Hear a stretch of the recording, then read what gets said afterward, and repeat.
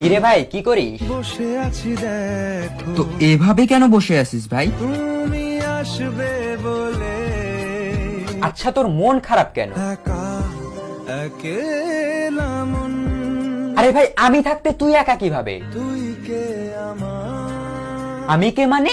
আমাকে তুই ভুলে গেলি? না রে না ভাই তুই কি তোর লাইফে ভালোভাবে বাঁচতে চাস না? বেঁচে থেকে লাভ কি বল বেঁচে থেকে লাভ কি মানে?